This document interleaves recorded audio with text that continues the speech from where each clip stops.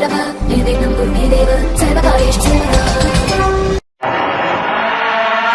रात होती है तो हम एक दिया जला लेते हैं और उस रोशनी में खुद को महफूज समझते हैं, मगर उस रोशनी के करीब जो अंधेरा है वो अपने अंदर बहुत सारी कहानियां समेटे हुए है और इन्हीं कहानियों को आपको लेकर आता है रात के अंधेरे में।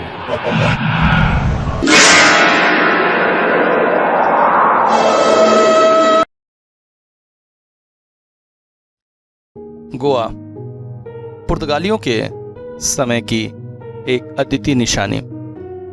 आज भी यहाँ पर बहुत से पुराने घर और मेंशंस ऐसे मिल जाएंगे जो उस समय की यादों को सजे हुए हैं।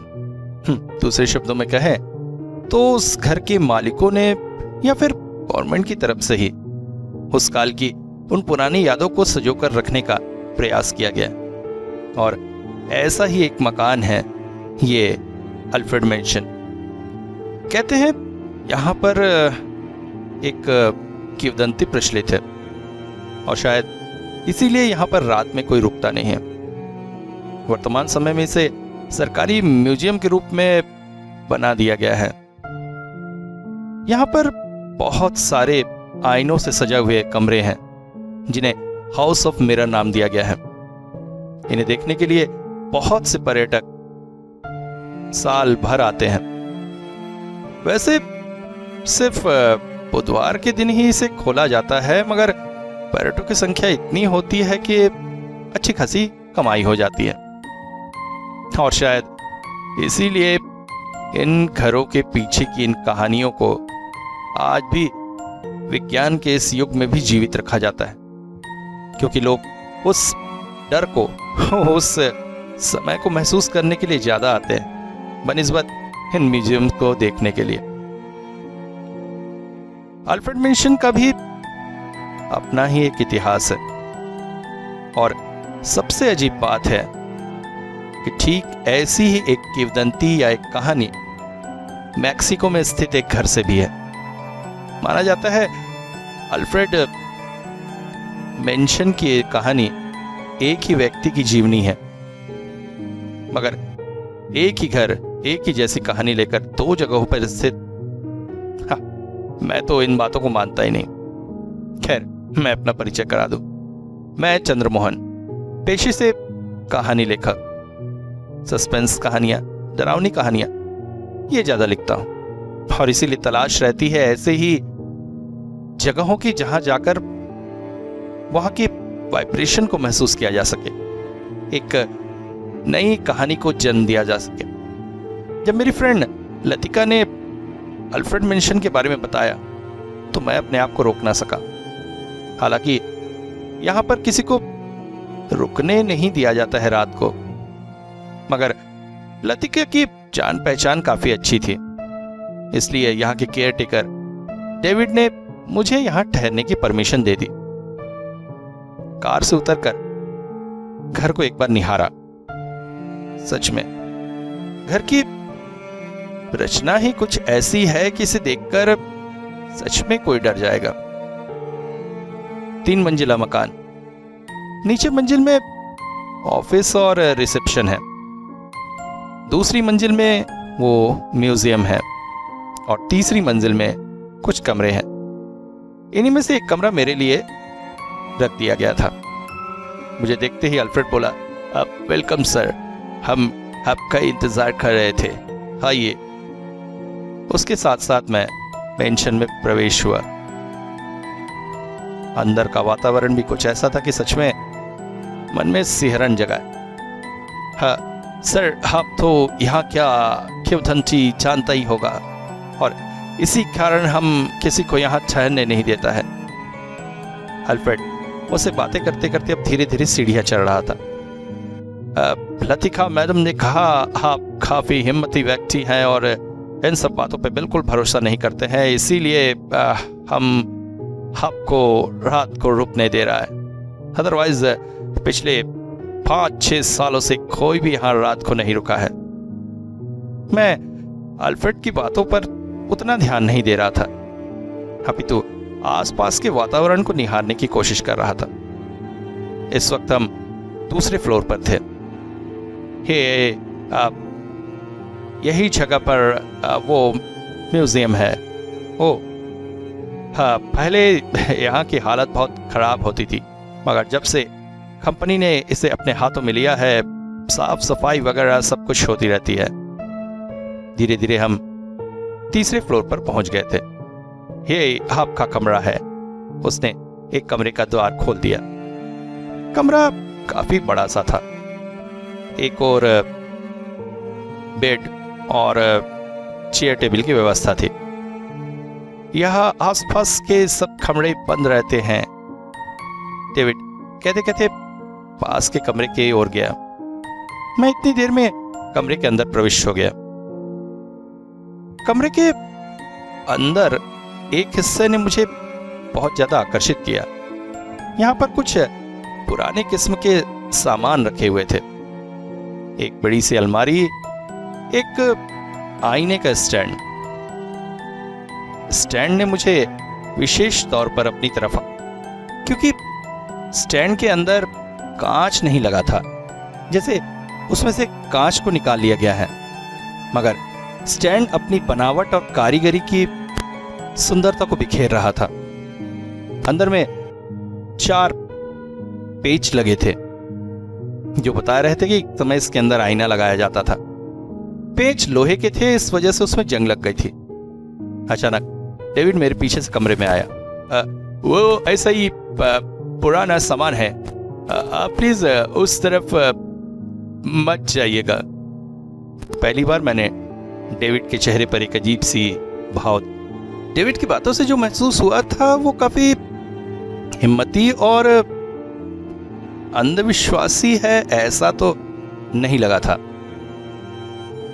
फिर अचानक वो बोला, अच्छा साहब, मैं 7 बजे के बाद घर चला जाता हूँ और अगले दिन सवेरे ही आऊँगा। आपको उस बीच कुछ जरूरत हो तो बता दीजिएगा।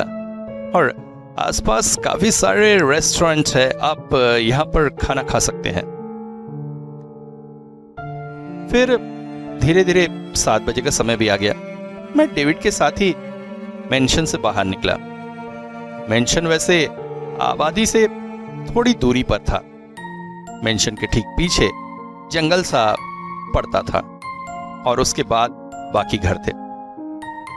यह इलाका वैसे तो जन सामान्य से उतना भरा नहीं था, सुनसान सा ही था, पर हाँ, थोड़ी थोड़ी दूरी पर काफी अच्छे रेस्टोरेंट थे। मैं वहीं घूमता रहा और घूमते घूमते एक रेस्टोरेंट में गया। वहां पर मैंने 4 अंडों का फ्रेंच ऑमलेट ऑर्डर किया। खाकर पेट बहुत अच्छी तरह से भर गया था। अब तक शाम के 8 बज रहे थे। मैं धीरे धीरे टहलता हुआ मेंशन की तरफ वापस लौटने लगा। मेंशन में पहुंचकर पता चला रात को वहां चौकीदार अब्राहम रहता है। वो रिसेप्शन पर ही बैठा था। मुझे देखते ही बोला, चंद्रमोहन सर? हाँ, हो, गुड इवनिंग, कैसे आप? मैं ठीक हूं। इसके बाद अब्राहम से बातचीत का सिलसिला चालू हो गया। अब्राहम ने बताया वो सिक्योरिटी गार्ड की तरह नौकरी करता है। इससे पहले वो सेना में था। आपके साथ मिलकर बहुत अच्छा लगा। वैसे मैं ज्यादा लोगों से मिलता नहीं हूँ, मुझे अपने काम पसंद है। दिन के समय अब्राहम एक दूसरी कंपनी में काम करता था। रात को यहाँ सिक्योरिटी गार्ड था। किसी चीज की जरूरत पड़ेगी तो बताइएगा सर, मैं नीचे ही हूँ। अब्राहम से विदा लेकर मैं धीरे धीरे सीढ़ियां चढ़ने लगा। वैसे रात के समय घर का वातावरण कुछ ऐसा है कि सच में डर लगने लगे। और यहाँ के बारे में काफी कहानियां भी प्रचलित है। कहते हैं कई लोगों ने इस घर को एक्सप्लोर करने की कोशिश की। वो रात को रुके। अधिकतर लोग यहां से डर कर भाग गए। उन्हें अजीब अजीब तरह की आवाजें आई। यहाँ के हर एक कमरे से किसी के रोने की, चीखने की, चिल्लाने की आवाज आती है। कुछ लोगों ने तो एक छोटी लड़की को भी घूमते देखा।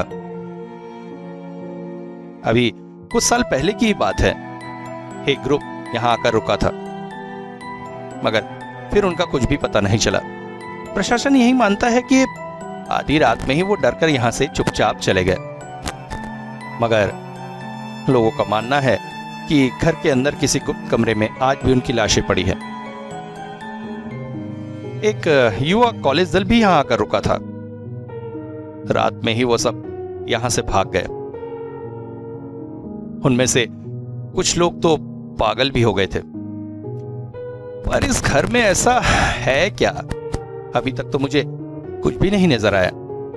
मैं इस वक्त सेकंड फ्लोर पर था। यहीं पर वो म्यूजियम है, 2 बड़े बड़े कमरे, उसके बड़े बड़े दरवाजे। मैं जानबूझकर ही मंगलवार को यहां आया हूं ताकि बुधवार की सुबह यहां घूमकर देख सकूं। पर अब मुझे ज्यादा देर नहीं करनी चाहिए और ज्यादा सोचना नहीं चाहिए, क्योंकि समय बीतता जा ऐसे एक डरावने से वातावरण में अगर एक अच्छी सी कहानी ना लिख ले तो क्या कहना। यही सोचकर मैं सीढ़ियों की तरफ ही गया था कि अचानक दरवाजा बंद होने की आवाज आई। मैं चौंक पड़ा। आवाज धीमी नहीं अपितु तेज थी, और सेकंड फ्लोर से नहीं अपितु तीसरे फ्लोर से आई थी। मैं तेज कदमों से वहां चढ़ गया। यहां पर CFL लगे थे, मगर वो जल नहीं रहे थे। रोशनी का एक ही साधन मोबाइल था। मोबाइल टॉर्च की रोशनी में हर कमरे को देखने की कोशिश की, मगर वहां लगे ताले और उसके जमी धूल बता रहे थे कि यहां कोई भी दरवाजा नहीं खोला गया है, ना ही बंद किया गया है। मगर आवाज तो मैंने स्पष्ट सुनी थी। अचानक ध्यान आया, कहीं मेरे कमरे का दरवाजा। मैं तेज कदमों से कमरे की तरफ चल पड़ा, मगर यहां भी कुछ नहीं था। दरवाजा खोलकर अंदर प्रविष्ट हुआ, फिर तुरंत ही दरवाजा बंद किया और अपनी डायरी निकालकर लिखने बैठ गया। माहौल के अनुसार लिखावट काफी अच्छी हो रही थी। 3 पन्ने लिख चुका था कि तभी अचानक एक ठंडी हवा का झोंका मेरे पास से गुजर गया।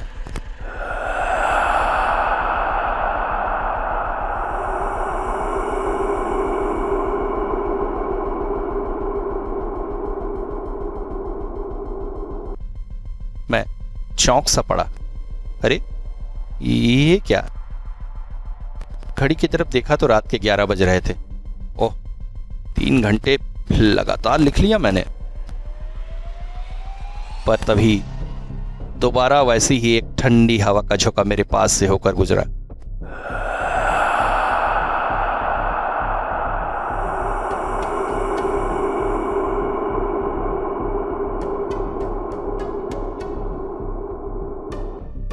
और धीरे धीरे कमरे का वातावरण कुछ अलग सा ही होने लगा।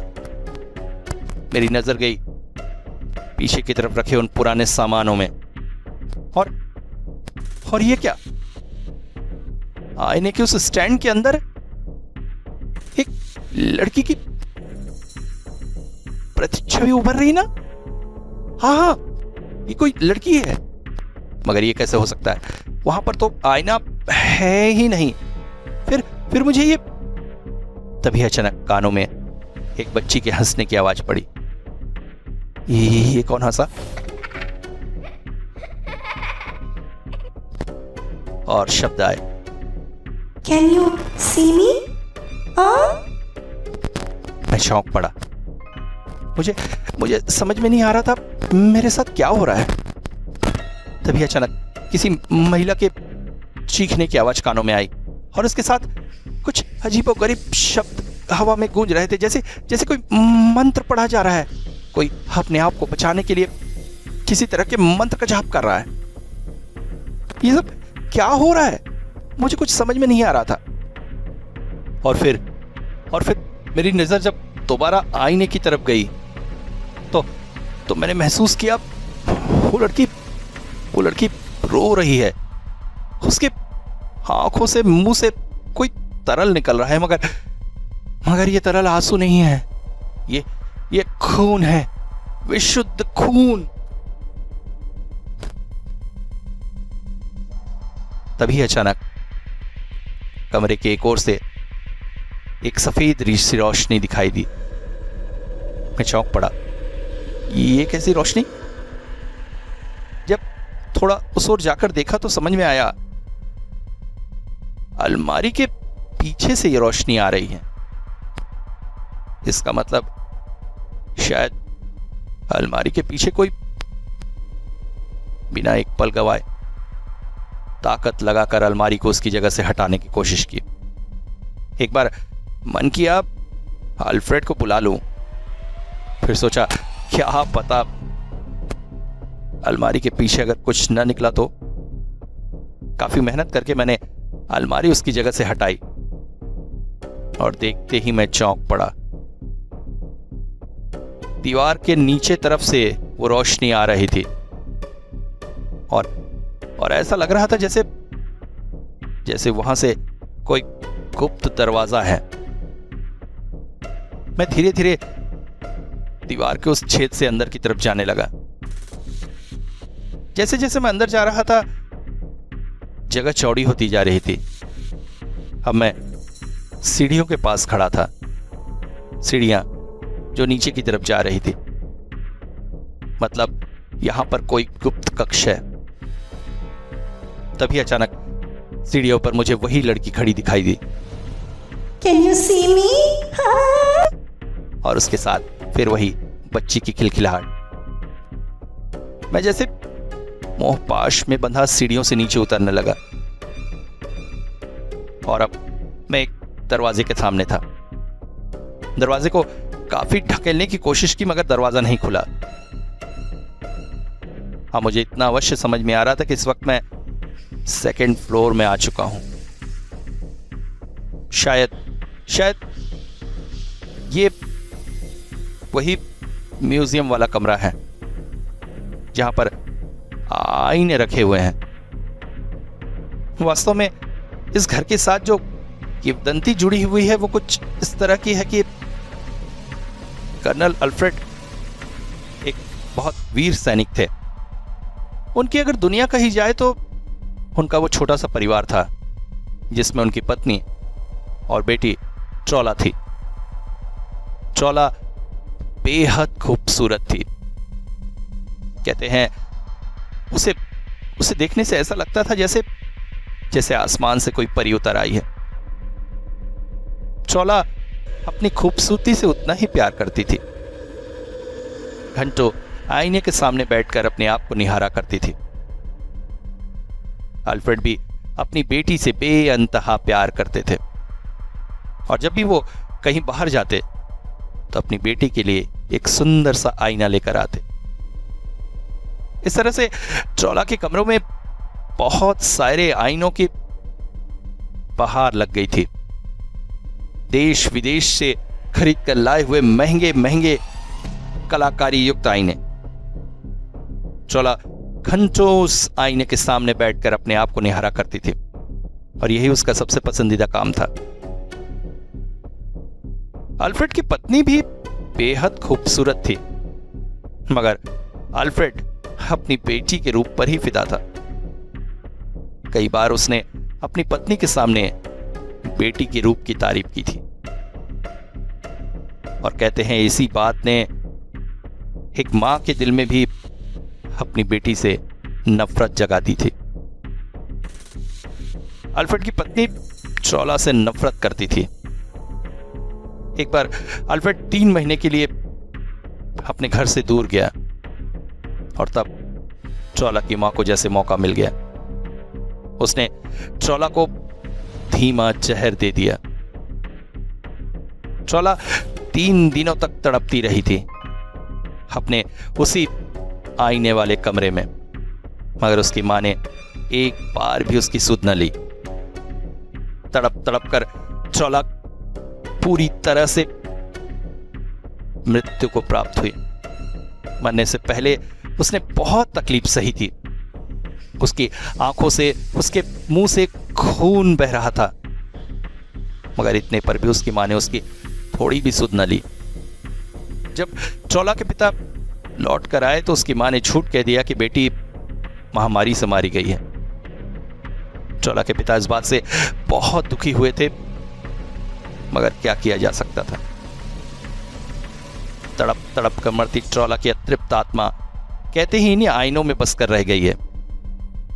इसलिए आज भी जब कोई म्यूजियम में आता है तो उसे एक लड़की के रोने की, चीखने की, चिल्लाने की आवाज आती, विशेषकर उसी आईने वाले कमरे से।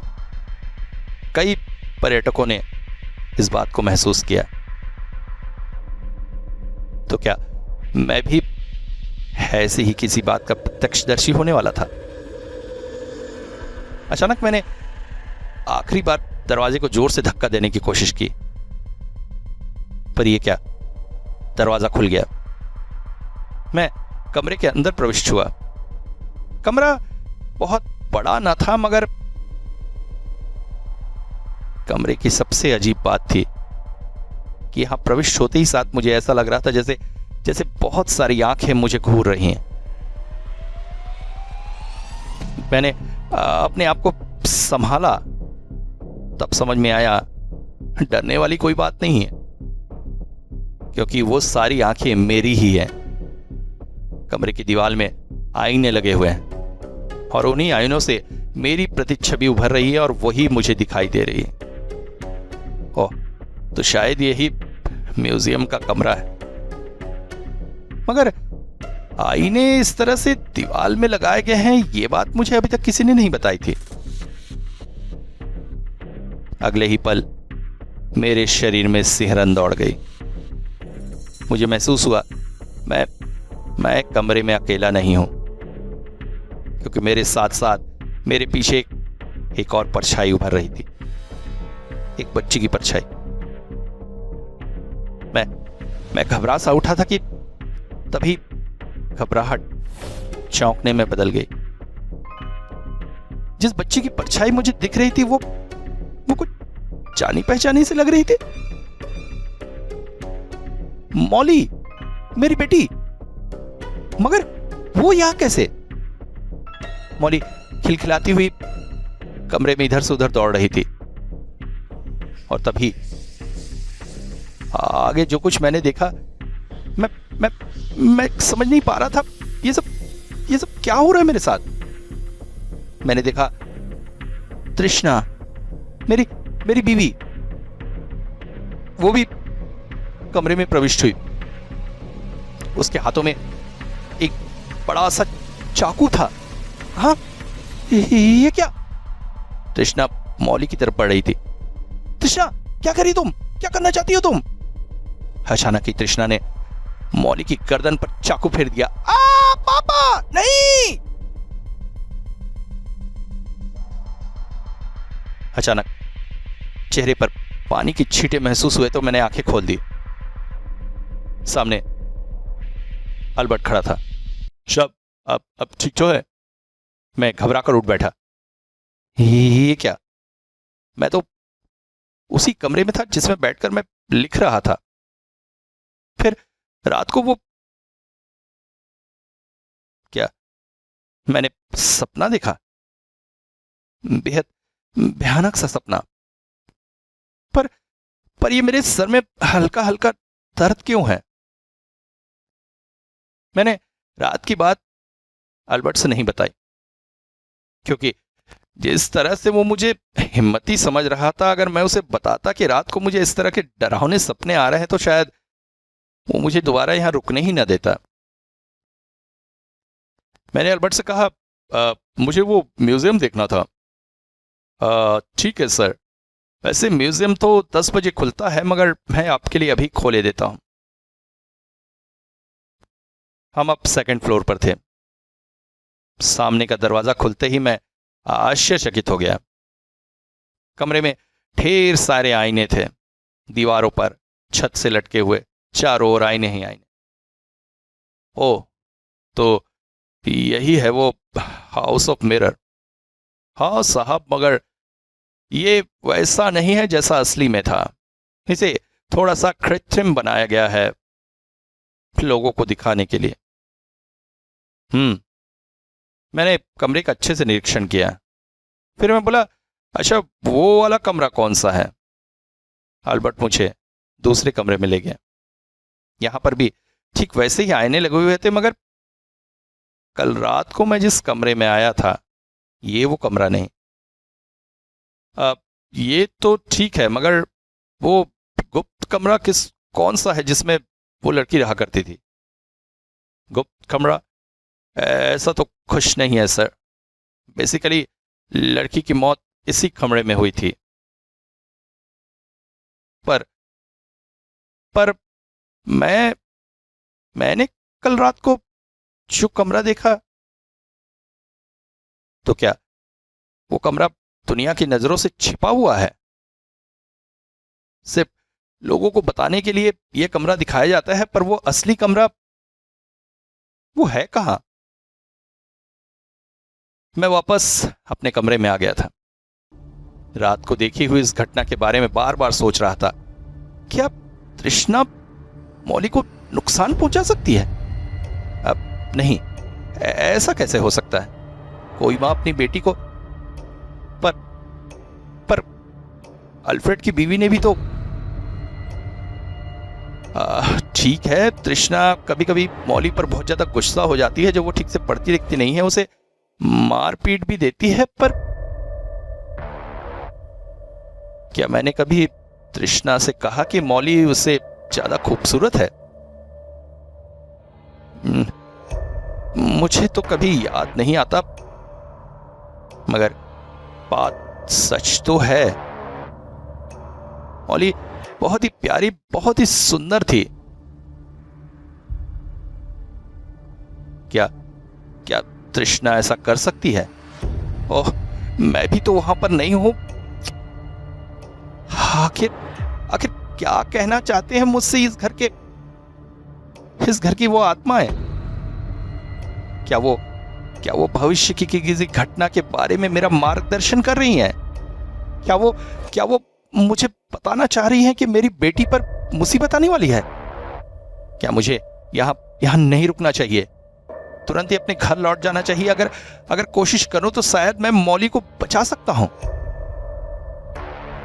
तभी अचानक ठीक उसी जगह से वैसी ही एक रोशनी आती दिखी। मैंने तुरंत ही अलमारी वहां से हटाई और उस गुप्त द्वार में प्रवेश कर सीढ़ियों से नीचे उतरने लगा। एक बार फिर से मैं उसी कांच से भरे हुए कमरे में खड़ा था। सामने परछाइयां उभर रही थी। मौली की परछाई कमरे में बैठकर वो पढ़ाई कर रही है। अचानक दूसरे कमरे में तृष्णा की परछाई वो संतरे का जूस बना रही है, और अचानक ही उसने जूस में कुछ मिलाया। नहीं तृष्णा, तुम ऐसा नहीं कर सकती। मौली हमारी बेटी है, तुम क्या कर रही हो? तृष्णा गिलास लेकर मौली के कमरे में जा रही है। मौली खिलखिलाती हुई अपनी मां को देखकर उसके हाथ से जूस का गिलास उसने ले लिया। नहीं मौली, नहीं, तुम नहीं पी सकती। मौली ने मेरे आंखों के सामने वो गिलास पी लिया। ओ नहीं, मेरी बच्ची। देखिए मिसेस तृष्णा, उनकी हालत में सुधार तो हुआ है, मगर फिर भी हम रिस्क नहीं लेना चाहेंगे।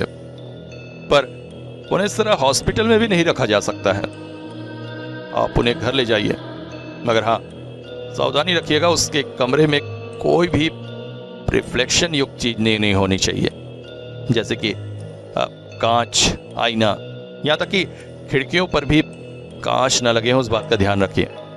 और हाँ, पानी भी उन्हें स्टील या कांच के गिलास में मत दीजिएगा, कागज के गिलास में दीजिएगा। पर डॉक्टर, हाँ, हम लोग का क्या करेंगे अगर हम उसके सामने आए तो? देखिए, हिम्मत मत हारिए। आप किस तरह से उनको इस हाल में गोवा से यहां तक लेकर आई और हॉस्पिटल में भर्ती किया, ये बात क्या हमें नहीं पता है?